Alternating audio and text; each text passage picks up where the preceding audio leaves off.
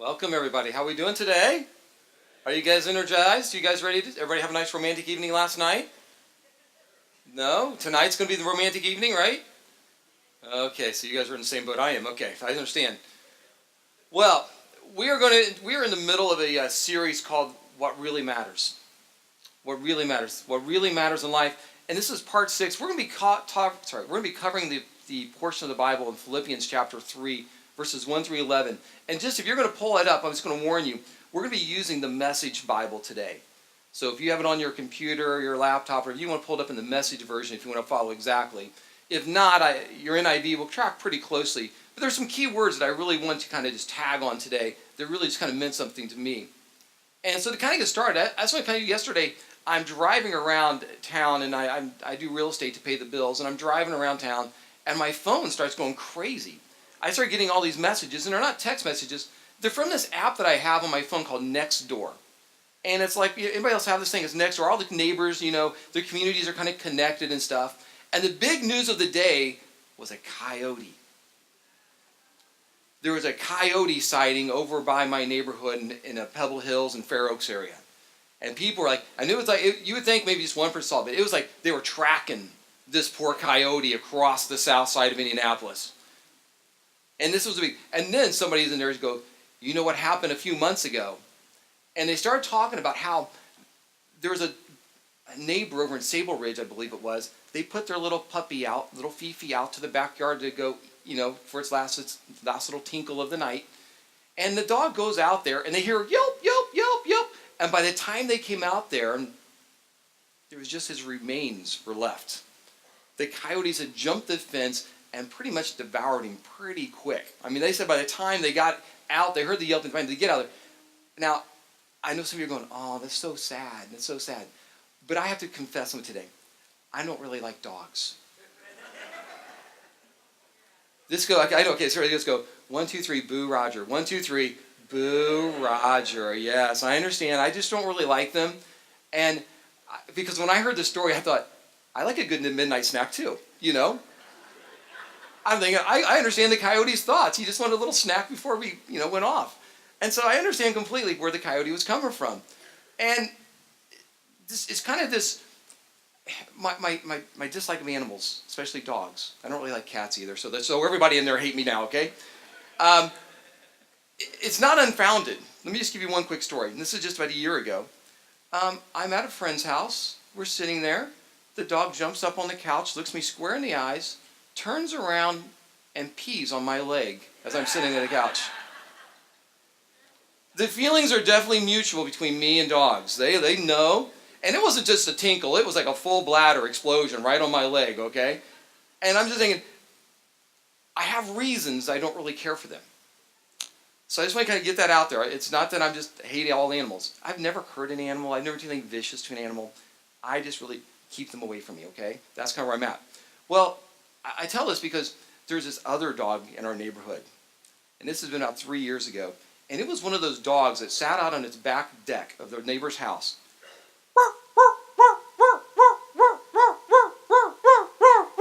Are you annoyed yet? Because that's about it. Just kept going and going. I mean, the leaves would blow in the trees, and it's barking at the blowing leaves, okay? It never stopped yelping.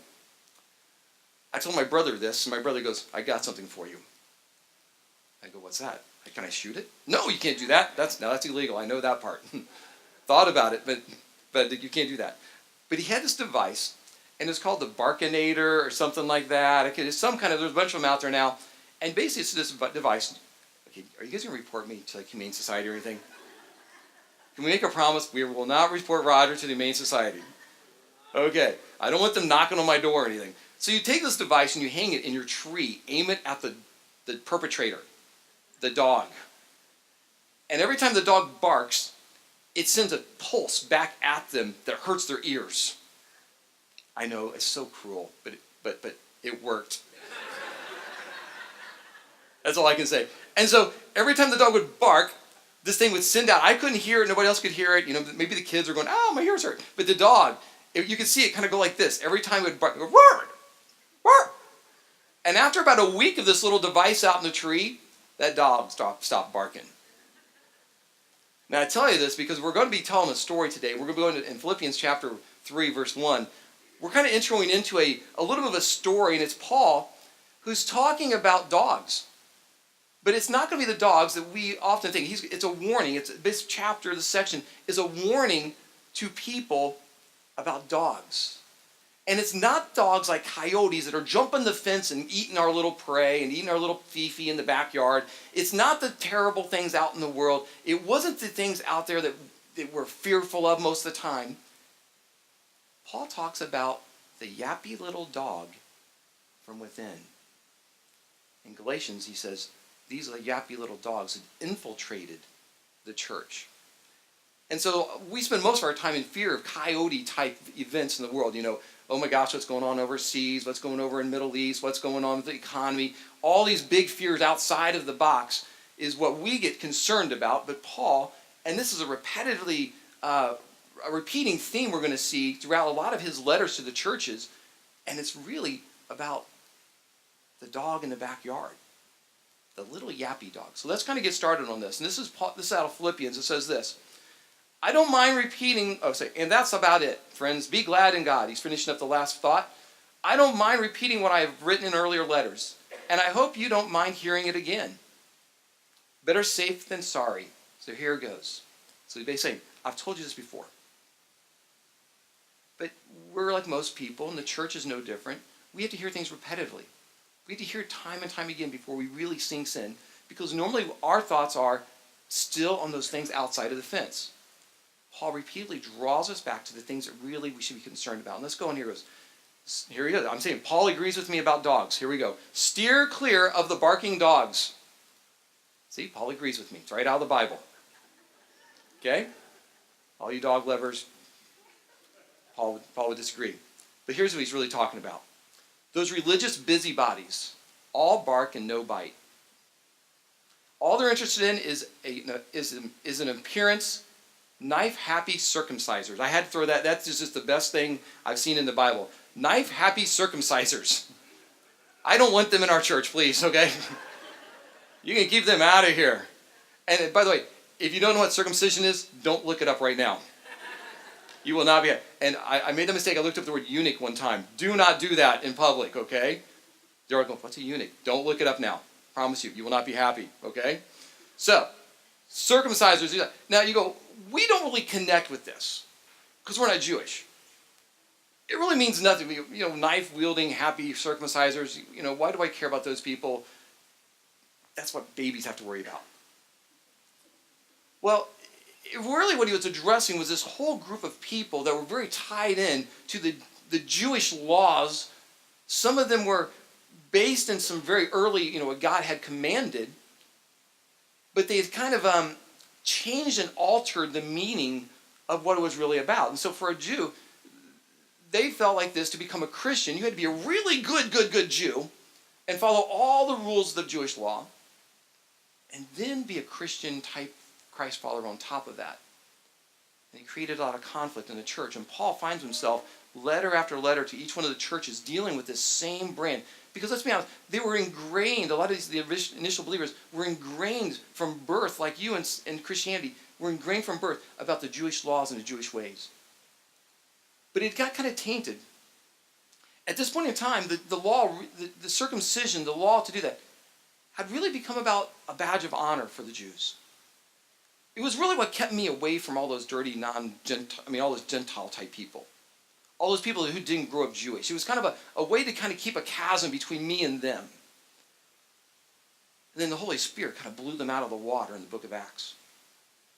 These Gentiles, they're filled with the Holy Spirit. And so now we got these Jewish traditionals trying to figure out how in the world they've not been circumcised. So the call was this. The Judaizer says, you can come to Christ, but you must first be circumcised. And I can tell you at age 14, if that was part of the project, if that was part of God's plan at 14, it might have been I might not be standing here, guys. I'll be honest with you. It might have been a whole different ballgame. And I'm sure the Gentile men are thinking the same thing. They're going, no, hold on, wait, what'd you say? And so it creates a lot of tension and friction within the church. not just the church at Philippi, but all the churches. That's why Paul had to write this to each one of the churches. And there was actually a growing divide, and we've never seen church division happen, right? We've never seen church division ever happen. Kind of reminds me of one story. There was a church in Ohio. The church was doing so well that they built a new addition to the church. And they built this addition to the church, and they put this big, beautiful wooden door as the main entrance into the new sanctuary. But some people saw the image of Satan in the grain of the door. Just the image of Satan. And they tried painting it and polishing it and doing something different. And there's a lot of people go, it's a beautiful door. Can we just move on? It doesn't look like Satan. It's just a door. No, but it's Satan's on our door. The church split and closed. They couldn't afford the new building they just built. Over just images. And so we see this kind of thing. This is what Paul's up against when he's talking about the things within the church that split and divide the body. And I think it's very funny here. Okay, I also love the fact that Paul is not very politically correct. Because look at this. He says, he goes, steer clear of the barking dogs. The barking dogs were sitting in the audience as this letter is being read. These weren't the outsiders. These weren't people far away. But Paul had the guts to go, hey, you barking dogs in the room. How long would me and Jim last if we started doing that kind of stuff, huh? Wouldn't that be awesome? All of you guys with your kids, all this, and we start just calling you out barking dogs. Today we have to be politically correct a lot of times. Or think about this, what if you were a teacher and you go to student-teacher conferences and you go, well, let's be honest, parent, your kid's a spoiled brat. And that's basically, all the people, all the teachers, all of it. But to be honest, this is what Paul's doing. He's writing a letter to be read in front of the very people he's talking about, and he's basically calling, you barking dogs, you busybodies. What are you doing to my church? Now, before we start bashing the barking dogs too much, we have to realize that we all have some of these same tendencies. We've become reliant on laws more than what God desires for us. Let me give you a few examples. If you see, so I'm just going old school, if you saw somebody with a tattoo, that person was bad. You know, it was a bad person. Is that a God law? Or is that a law somewhere in your mind that got ingrained and entrenched? I don't know. I'm not going to answer the question for you. But there's things like this that we find ourselves where we've kind of created new rules and we've made our own interpretations to match what we want. Matter of fact, let's just look at a list. These are some of the flaws of the law. Tragic flaws of laws. Here we go. New laws continually need to be invented for new situations. The Pharisees had to come up with 613 laws. Christ had 2. Love God, love others. But every time a Pharisee, because they were dealing with the laws, they had something new circumstances. Well, we got to write out some rules for this. We can't have this going on here. Let's regulate that. It's like a government, huh? Let's regulate it. Let's put some rules and put some structure. And to be honest, we kind of like that. Some of us, we don't like chaos. We want everything spelled out for us. I just don't know if that's what Scripture supports. Christ said 2, love God, love others as you love yourself. Moves on to this next one. Concerned what men think, not what God knows about us. I can change and alter. I don't smoke. I don't drink a lot. I don't do all these things. So I must be a really good Christian in your eyes, right? But you have no idea what I think about you. You know what I'm saying? How many times have you sat with a client at your work or a boss or coworker and you're smiling on the inside, but you're ready to stab their eyeballs out inside? Am I right? And I work for churches. Think about that. And the same feelings, they come into you. But when we follow laws, it's really easy to script what we look like on the outside and keep all of that looking maintained. But on the inside, it makes no difference, no changes. And so we see external appearances over true spiritual change in our life. You go to somebody who's struggled in life and you tell them, you just need to change all of this.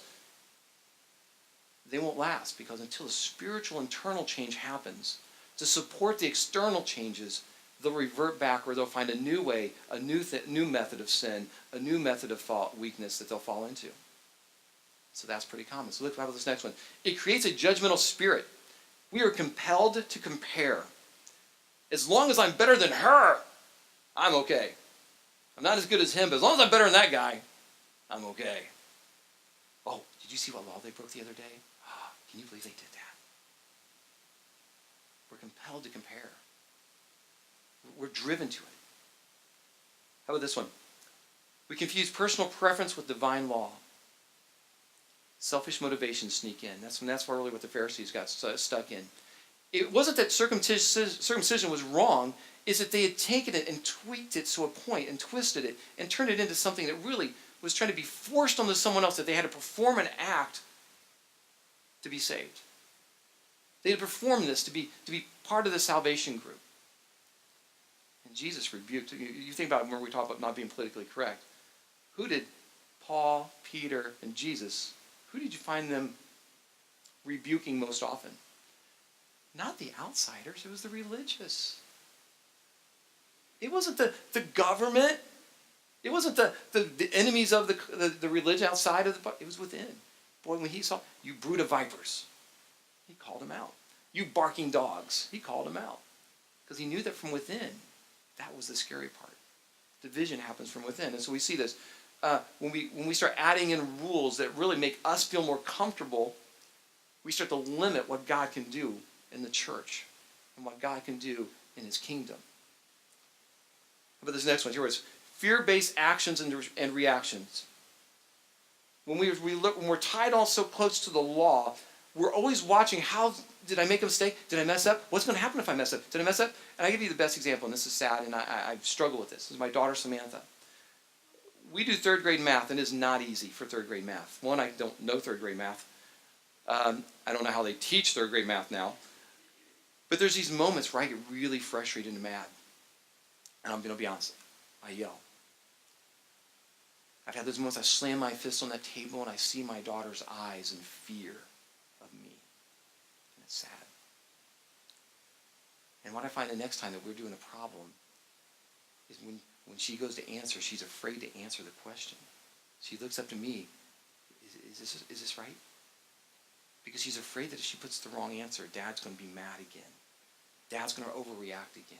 Dad's going to lash out at me again. And so what she does is she just watches. Is this right? That's what happens when we're so fearful of punishment from breaking a law. It hinders our creativity. It hinders our ability to react and respond to things.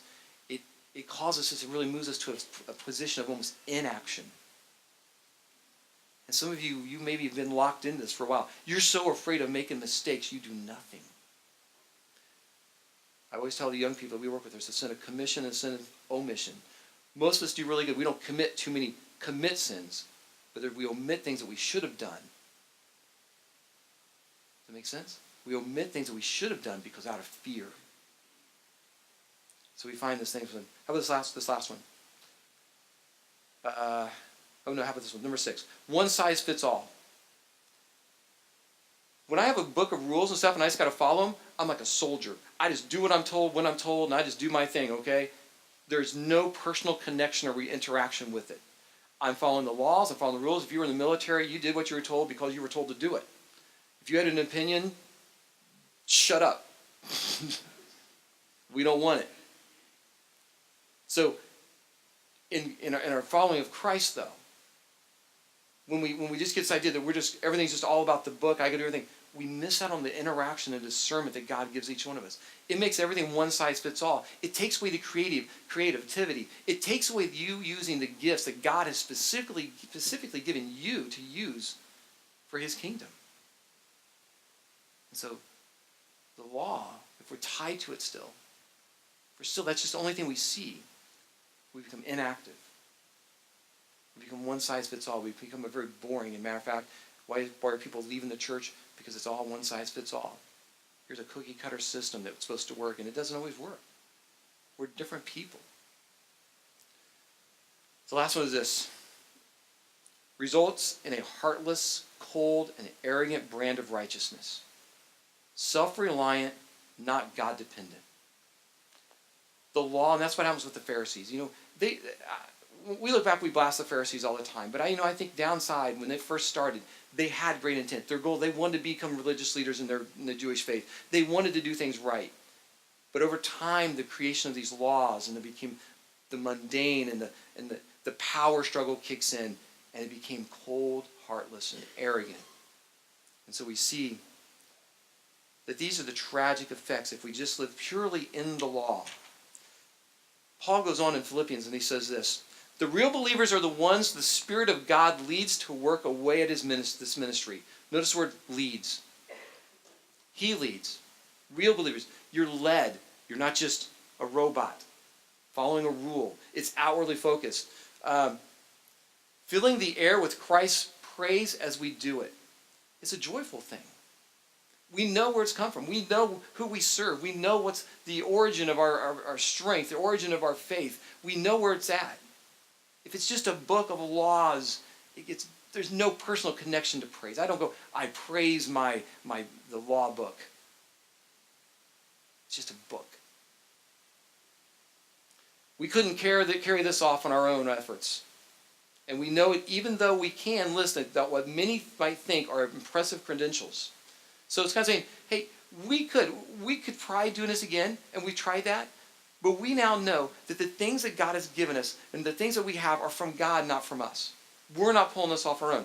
Goes on a little bit farther. Says this: the very credentials these people are waving around as something special, I'm tearing them up and throwing out with the trash along with everything else I used to take credit for. Boy, what if you just change that one part in your family? The one part in your work? Some of you've worked really hard. You've worked so hard. And then there's someone else who takes the credit. But you know that without you, it would fall apart. It would have never happened. But we do the same thing with God. God does all this stuff for us, and we start thinking, look what I did. Can you believe I did this? Look how successful my job is. Look how good I am. Look how great my family is. And we forget who really was the support and the root of it all. God. Goes on and says this: and why? Because of Christ. Yes, all things I once thought were so important are gone from my life. Things I always think were so important. And this is a battle. Because we have a lot of things that we're holding on to. Just like the Judaizers were holding on to what they knew and what they thought was, this is all I know. We hold on to the things that we think are important also. Jobs. I mean, if I don't have this job, I'm nothing. You ask anybody who's went through a job loss. You struggled with that. Because that's what defines you. That's what made you. That's what you thought, that's who you were. And you have to go through this spell of working through this idea that my job is not who I am. So it's a battle. But he said, they looked at all this, they go, what I have, here, let's go a little bit further. I like this part here. Compared to the high privilege of knowing Christ, Jesus, as my master, firsthand, everything I once thought I had going for me is insignificant dog dung.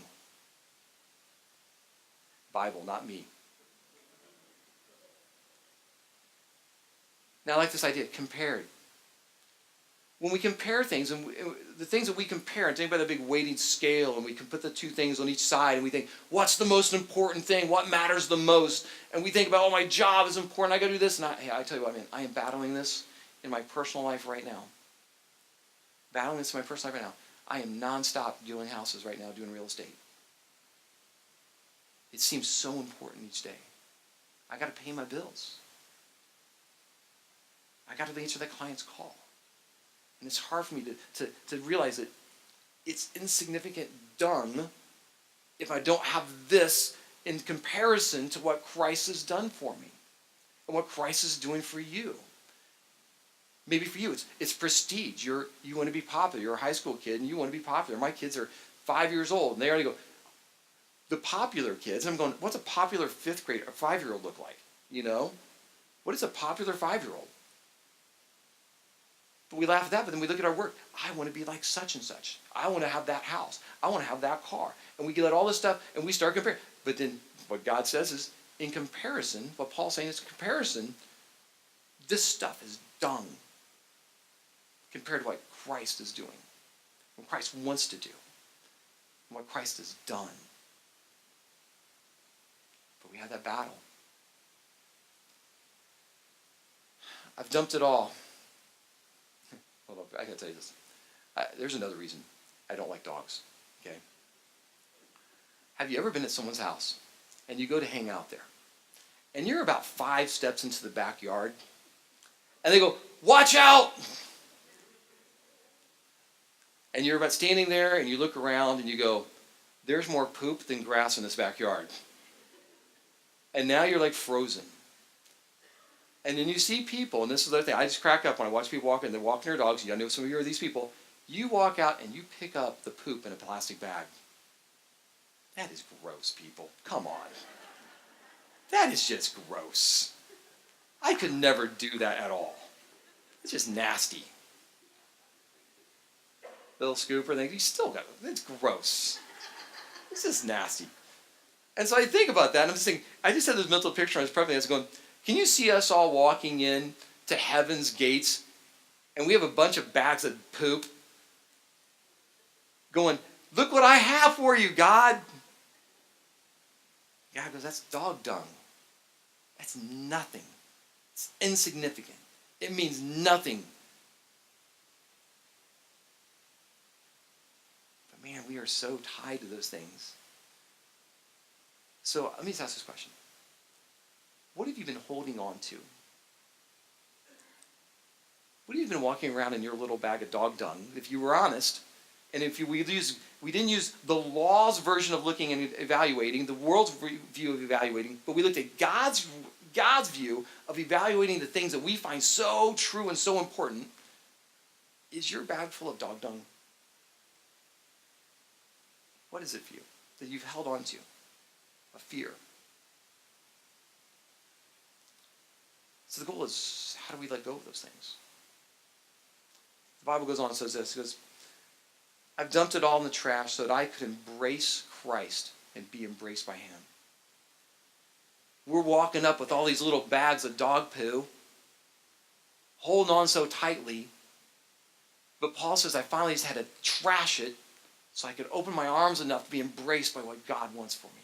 So I could embrace Jesus, so I could embrace his love, so I could have a personal interaction with him.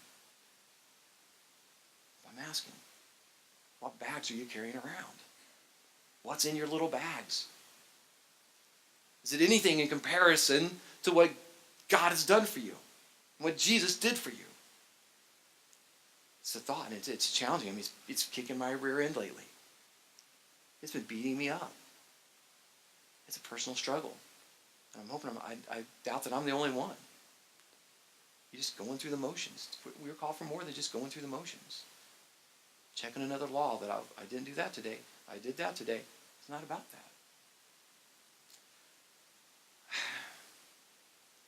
Paul continues. "I didn't want some petty, inferior brand of righteousness that comes from keeping a list of rules when I could get the robust kind that comes from trusting Christ, God's righteousness. I gave up all that inferior stuff so I could know Christ personally, experience his resurrection power, be a partner in his sufferings, and go all the way with him to death itself. If there was any way to get on the resurrection from the dead, I wanted to do it."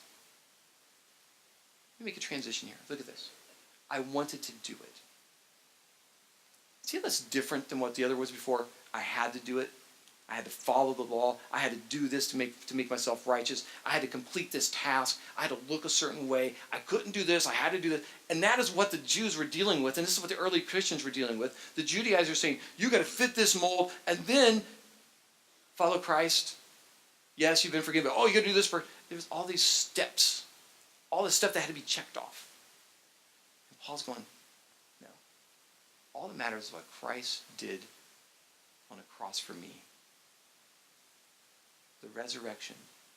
Now, I'll be honest, when I first read this, I even had to ask Jim this question. I was like, I don't know if I quite understand fully what the resurrection stuff's all about. You know, why? I understand, Christ died on the cross for me, but there was more to it than that. There was more to it than just Christ died, I get to go to heaven. It was the journey up to the crucifixion and the resurrection.